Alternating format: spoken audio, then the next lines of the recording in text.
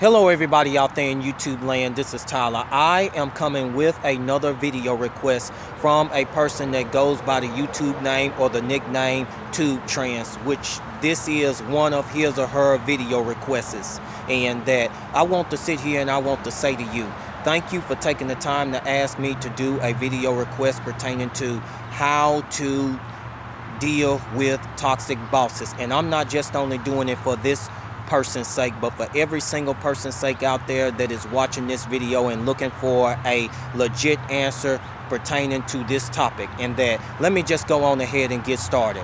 Whenever that you are at work or whenever that you are on the job and that you have a toxic boss, rather it might be a supervisor or rather it might be a manager. And I want to sit here and tell you that a lot of times that same supervisor or that same manager don't even know how to talk to nobody that is below them. Rather it might be you and your co-workers, and that same toxic supervisor or that same toxic manager say stuff to get up under your skin for no apparent reason whatsoever. But let me just go on ahead and continue that. Whenever that you are in a conversation with a toxic boss, rather it's a supervisor or manager, and that manager or that supervisor is asking you questions about your personal business and about your personal life, the thing that you need to do is you need to quickly flip the subject and sit there and ask them, okay, what is it that you need for me to do?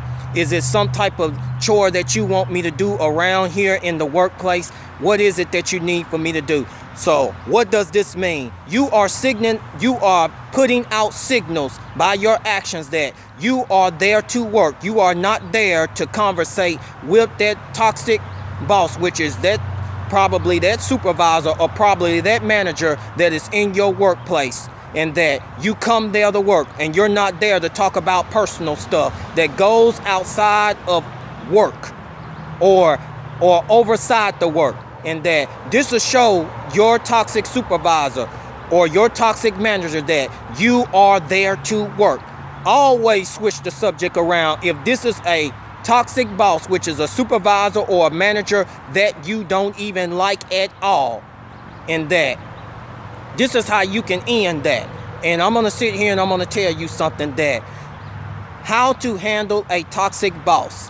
And I want to sit here and I want to tell all of you people something, that whenever it comes to a toxic boss, that I want to sit here and I want to tell all of you people something, a secret.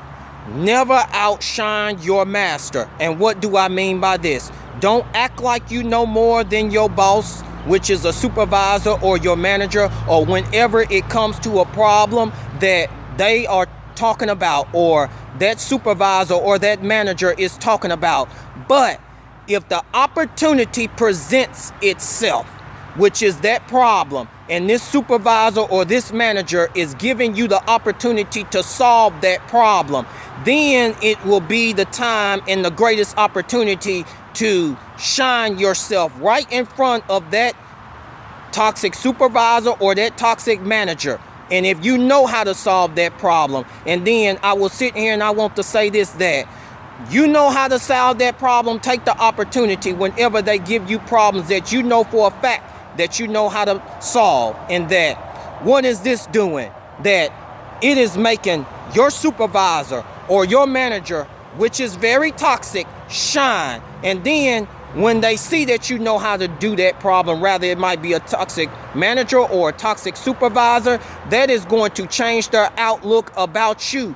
But at the same time, that toxic supervisor or that toxic manager is going to give you more problems. You might see it as, okay, that toxic supervisor or manager is giving you these problems and causing you to get mad and upset. But no, that is setting that toxic manager and that supervisor up, that just in case that you have to go on vacation, just in case that you want to move to another job, or you want to move on to better things with your life, that toxic supervisor or that toxic manager ain't gonna know what the hell to do. You're going to be a hard replaceable.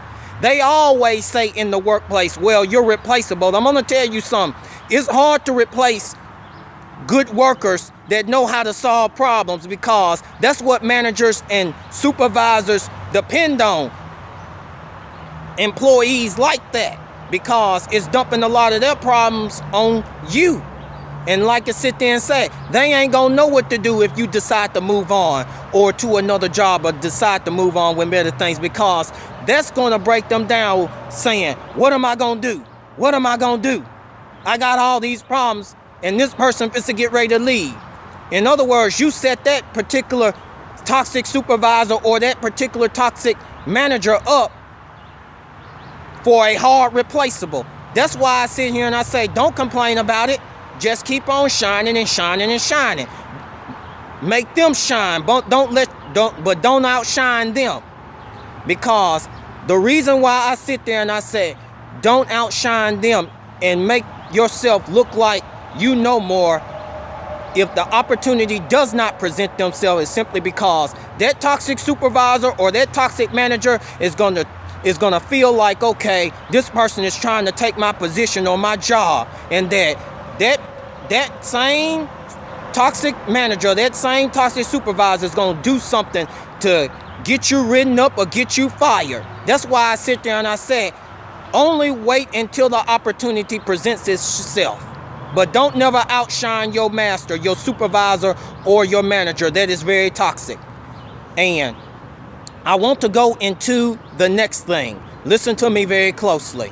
And for all of you people that are out there, that if you got a toxic manager or a toxic supervisor, which is a toxic boss, that you know for sure that this manager or this supervisor is very, very low down at what he or she is doing, that, and you are a good worker, I will sit here and I want to tell you something. Always do your good work. But if you feel like that they're trying to get over on you, trying to get you fired or written up, you always have a notepad with you and a pencil or a pen with you. And the reason is simply because you need to write the date of what happened, what went on, and the people that are in that particular area at that particular time.